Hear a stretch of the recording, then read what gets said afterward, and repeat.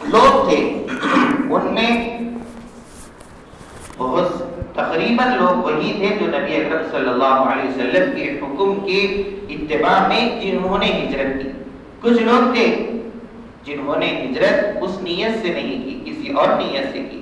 اللہ کے نبی صلی اللہ علیہ وسلم کو بدلا دیا گیا کہ آپ کے ساتھ ہجرت کرنے والوں میں جو مہاجرین ہیں، جو جانے والے ہیں مدینہ مکہ چھوڑ کر کے، ان میں کچھ لوگ ایسے بھی ہیں جو اپنی خواہش کے مطابق ہجرت کر رہے ہیں.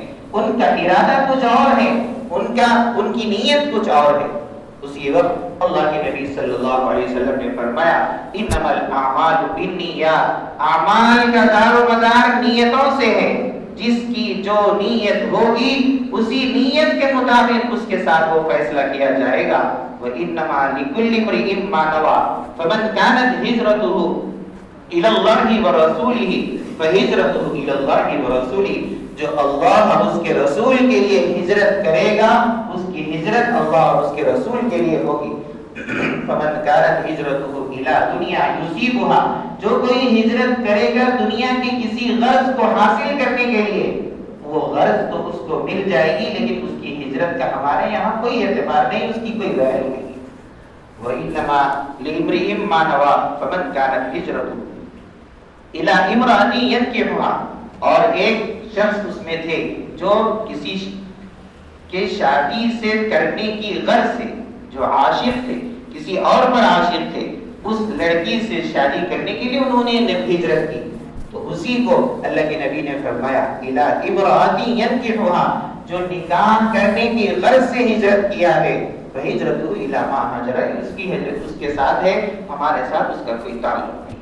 تو اس بات کو بیسک طور پر، بنیادی طور پر پوری زندگی کے اعتبار سے، سال کے ختم ہونے پر، سال کے شروع ہونے پر نبی اکرم صلی اللہ علیہ وسلم نے یہ پیغام دیا کہ اپنے ہر کام میں، ہر معاملے میں تم نیت خالص اور صاف رکھو.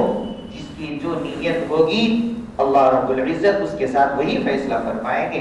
فَمَن يَعْمَلْ مِثْقَالَ ذَرَّةٍ خَيْرًا يَرَهُ، ذرہ برابر بھی نیکی کا اس کا ارادہ ہوگا، اس کے ارادے کو بھی اللہ رب العزت اس کے اعمال نامے میں تولیں گے اور وزن کریں گے.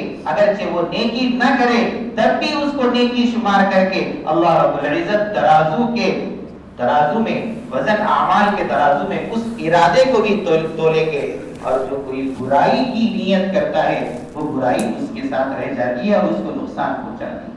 فَمَن يَعْمَلْ مِثْقَالَ ذَرَّةٍ شَرًّا يَرَهُ، ذرہ برابر بھی جو کوئی برائی کا ارادہ کرتا ہے، یہ برائی کرتا ہے، وہ برائی اس کے ساتھ ہو جاتی ہے اور اس کو کھا جاتی ہے اور اس کو نقصان پہنچاتی ہے.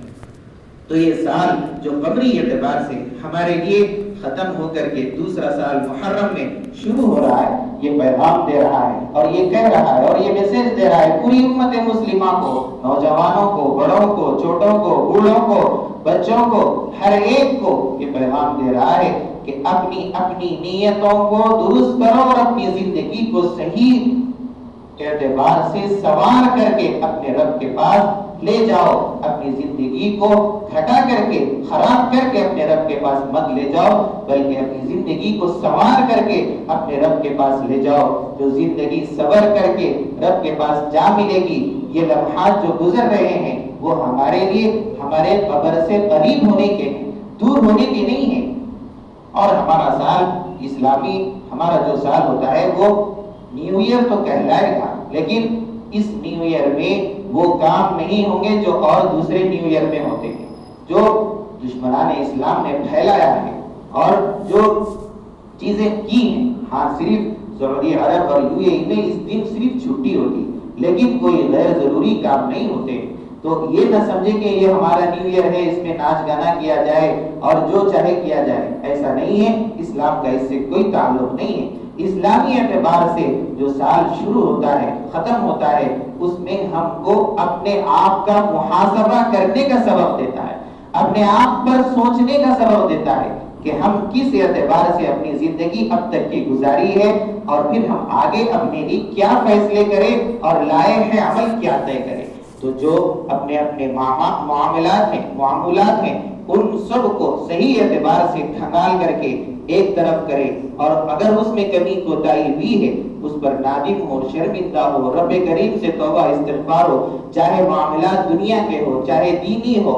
اور پھر ایک پیغام نیو ایئر کے اعتبار سے، نئے سال کے اعتبار سے یہ ہو، نبی اکرم صلی اللہ علیہ وسلم نے فرمایا علموا اولادکم بالقرآن و محبتی و اہل بیتی، اپنی اولاد کو قرآن کی تعلیم دو اور قرآن سکھاؤ۔ قرآن ہی وہ نایاب کتاب اور قرآن ہی وہ شاندار کتاب ہے جو تم کو زندگی گزارنے کا طریقہ بتلاتی ہے۔ اس اسلامی سال کے ختم پر اور پھر آنے والے سال پر ہم یہ عہد کریں، ارادہ کریں، عزم کریں اور پکا فیصلہ کریں، ہم اپنے آپ کو بھی پرانی زندگی کے اعتبار سے سنواریں گے، اپنی اولاد کو بھی پرانی زندگی سکھلائیں گے۔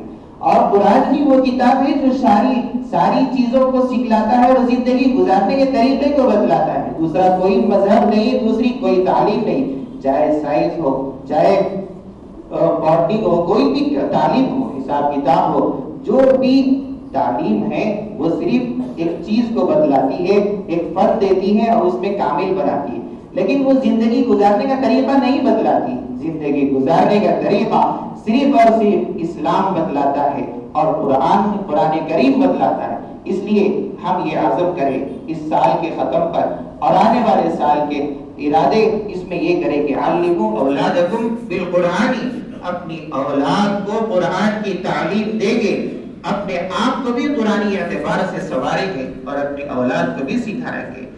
وہ محبتی، نبی اکرم صلی اللہ علیہ وسلم نے فرمایا اپنے آپ کو اور اپنی اولاد کو میری محبت سکھلاؤ، میرا عشق سکھلاؤ، مجھ سے کیسے محبت کی جاتی ہے۔ صحابہ نے آپ سے محبت کر کے آپ کا حق ادا کیا، اور آپ صحابہ کے بارے میں آتا ہے کہ جب نبی اکرم صلی اللہ علیہ وسلم وضو فرماتے تھے تو ایک قطرہ بھی صحابہ زمین پر گرنے نہیں دیتے تھے، ایسی محبت نبی سے انہوں نے کی اور سچی محبت کی۔ تو ہم اپنے آپ کو بھی اپنی محبت نبی اکرم صلی اللہ علیہ وسلم کی محبت سے سرشار کریں، اپنی اولاد کو بھی نبی کی محبت سکھلائیں، اور وہی محبت سچی محبت ہے، وہی محبت کام آنے والی ہے۔ دوسری محبتیں کوئی کام آنے والی نہیں، سب فنا ہونے والی ہے۔ اور پھر تیسری چیز نبی اکرم صلی اللہ علیہ وسلم نے فرمایا وَأَهْلِ بَيْتِي، میری محبت، میرے اہل بیت کی محبت یہ بھی سکھلاؤ، یعنی ان کو بتلاؤ کہ میرا خاندان کیا ہے اور میرے خاندان نے اسلام کے لیے کیا کیا قربانیاں دی ہیں، یہ چیز ان کو بتلاؤ، اپنے آپ میں بھی اس کو اتارو اور اپنی اولاد کے دلوں میں اور ان کے جذبات میں بھی اس کو اتارو۔